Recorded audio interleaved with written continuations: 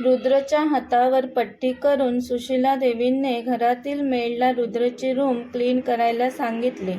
रुद्र नशेत काहीही बडबड करत लिव्हिंग रूममधील सोफ्यावर बसून होता. सुशीला देवी त्यांच्या रूममध्ये निघून गेल्या. दुसऱ्या दिवशी सकाळी सुशीला देवी त्यांच्या रूममधून खाली आल्या. मंजू, रुद्रचा नाश्ता झाला का, त्यांनी विचारलं. मंजू म्हणाली, मॅडम, सर सकाळी पहाटेच घराबाहेर पडलेत. तो असंच वागणार, मला हे माहीतच होतं. त्याची नशा उतरल्यावर तो नाही थांबणार इथे, त्या म्हणाल्या. मॅडम, पण सर काल कोणत्या तरी मुलीविषयी बोलत होते. तुम्हाला कळलं का कोणत्या मुलीविषयी सर बोलत होते ते?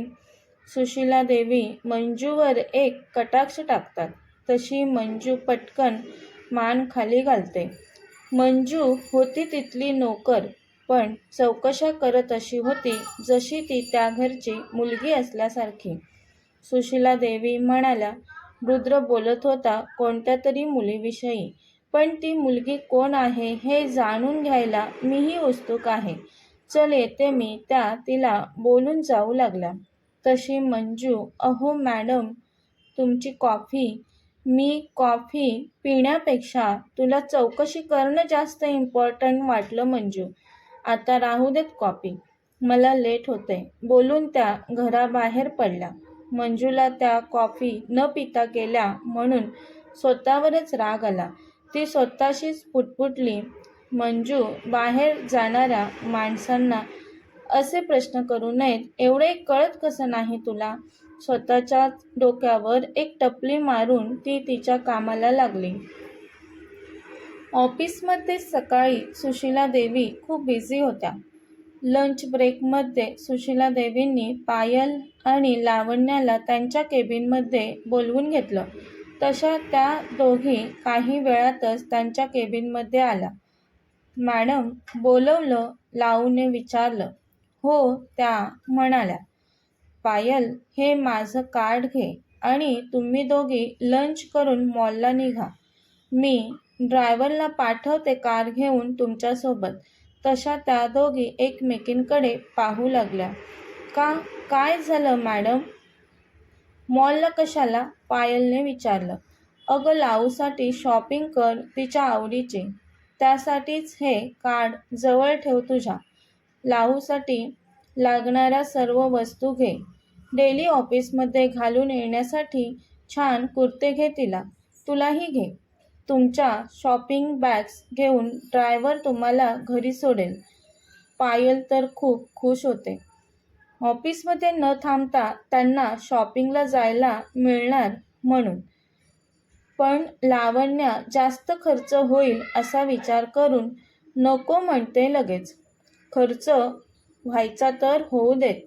तसंही तू परत करणार आहेस ना झालेला सर्व खर्च. झालं तर मग आता मी तुला उसने पैसे देते असं समज आणि तुझ्या पगारातून थोडे थोडे मला रिटर्न कर, ठीक आहे?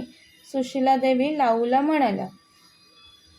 तरीही तिला ते ठीक नव्हतं वाटत, पण ती नाही बोलली त्यांना. कारण इतर ऑफिस स्टाफप्रमाणे त्या ऑफिसमध्ये छान टकाटक येणं गरजेचं होतं तिलाही. नाहीतर आज ना उद्या तिला तिच्या कपड्यांवरून, राहणीमानावरून काही ना काहीतरी बोलू शकतं कोणीही. म्हणून ती सुशीला देवींना आता थँक्स मॅडम म्हणते. बरं, निघा आता लवकर, नाहीतर शॉपिंगला वेळ कमी मिळेल तुम्हाला, सुशीला देवी त्यांना म्हणाल्या. तशा त्या त्यांच्या केबिनमधून बाहेर पडल्या. काही वेळाने त्या दोघी कारमध्ये बसून एका मॉलजवळ आल्या. मॉल ऐकून माहिती होतं लावण्याला, पण मॉलमध्ये जाऊन कधी खरेदी केली नव्हती. काचेची उंच बिल्डिंग पाहून लाऊ पायलला म्हणाली, पायल, चल इथून पुन्हा. मला भीती वाटते या बिल्डिंगच्या आत जायला. घाबरतेस काय? आणि इथून परत गेलो आपण तर मॅडम मला रागवतील. तुला काय बाई, काहीच बोलणार नाहीत मॅडम. तू नवीन आहेस ना मुंबईत म्हणून. अगं पण मी पहिल्यांदाच येत आहे अशा ठिकाणी. मला कसंसच वाटतंय. तू चल ग. मी आहे ना, तू फक्त माझ्यासोबत चाल. पायल तिला हाताला पकडूनच स्वतःसोबत ओढत नेत बोलली. शिट यार, माझी पर्स. अगं लावू तू थांब इथे. माझी पर्स कारमध्येच राहिली वाटतं. पण इथे थांबून तू काय करशील? त्यापेक्षा तू वरती जा आणि काहीतरी पाहत बस. हे बघ, तू या लिफ्टने वरती जा. मी येतेच तुझ्या मागे. नाही हा, प्लीज पायल. मला नाही जमणार एकटीला, ती पायलला म्हणाली आणि तिथून पायल मागे चालू लागली. घाईघाईत ती पायलच्या मागे येऊ लागली. काय करतेस?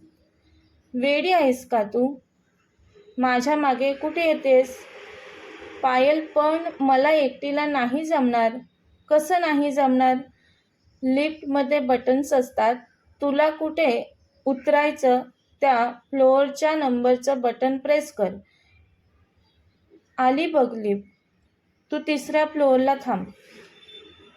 मी ही अशी गेली आणि अशी आली. बोलून आलेल्या लिफ्टमध्ये पायल लावूला हाताला पकडूनच पटकन आत ढकलते आणि ती पुन्हा लावण्याकडे न पाहताच तिची पर्स आणण्यासाठी घाईघाईत तिथून निघून जाते.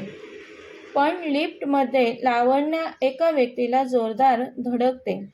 तसा तो बाहेर येता येता पुन्हा आतमध्ये ढकलला गेला. त्याच्या कपाळावर आठ्या पडल्या. तिच्या कपाळाला त्याची भारदस्त छाती जोरात लागली. तशी ती मागे झाली. ती कळवळली. डोक्यातील काही केस तुटल्याची वेदना झाली तिला. पण त्याच वेळी लिफ्ट पुन्हा बंद होत होती म्हणून त्याने तिचा हात पकडून तिला पुन्हा जवळ ओढले. व्हॉट्स रॉंग विथ यू? तो अतिशय चिडून म्हणाला. ती तर अतिशय घाबरलेली. तिला काय करायला पाहिजे काहीच सुचत नव्हतं. खूप गोंधळली ती. भीतच तिने पाणवल्या डोळ्यांनी सॉरी बोलून त्याची माफी मागितली. पण तो त्याच्याच ॲटिट्यूडमध्ये होता. तो तर तिच्याकडे बघायला सुद्धा तयार नव्हता आणि ती घाबरलेल्या सशासारखी थोडी नजर वर न करता खाली मान घालून उभी होती.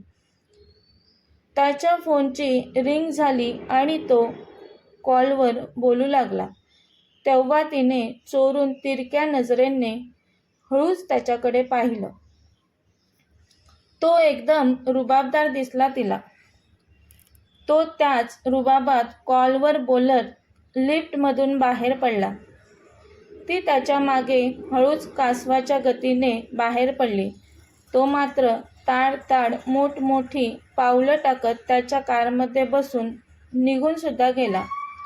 तोच होता तो. हो, तुम्ही समजता तोच. द रुद्र किर्लोस्कर. लावू विचारात हरवली. त्याच्या कोण असेल तो? किती विचित्र होता. किती चिडून बोलला माझ्याशी. जाऊ देत, कोणी का असेना. मी सॉरी म्हटले त्याला. बहुतेक घाईत असेल म्हणून मला जास्त काही बोलला नसेल. नाहीतर बापरे, किती राग आला होता त्याला.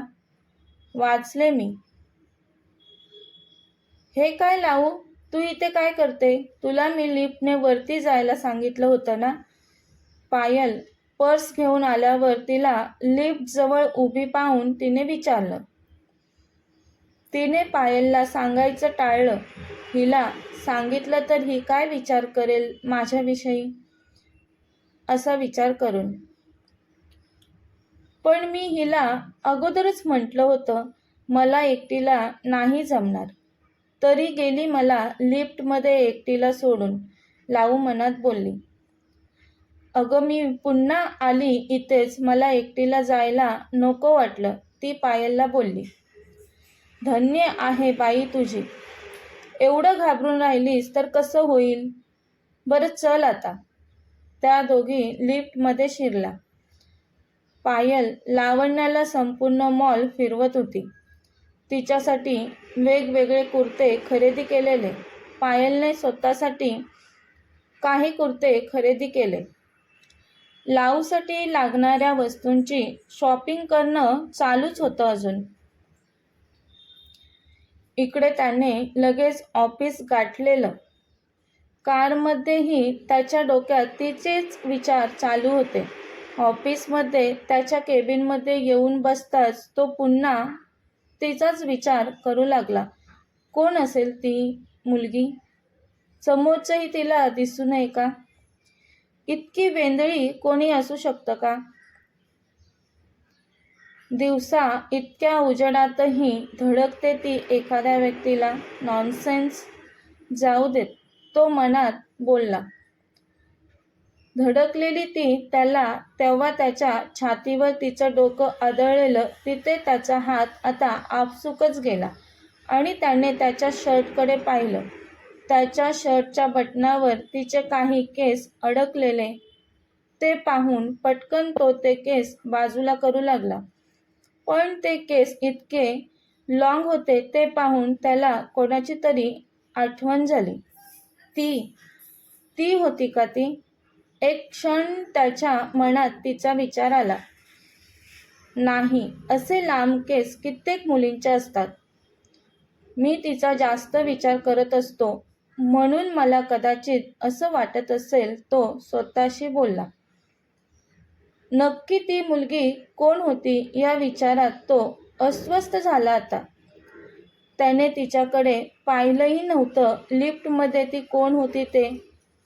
पण मनातून सारखं असंच वाटत होतं, तीच होती का ती? ऑफिसमध्ये त्याची जास्त चिडचिड होत होती. त्याचं मन तिचा विचार करत होतं. तीच असेल ती, असंच राहून राहून त्याला वाटत होतं.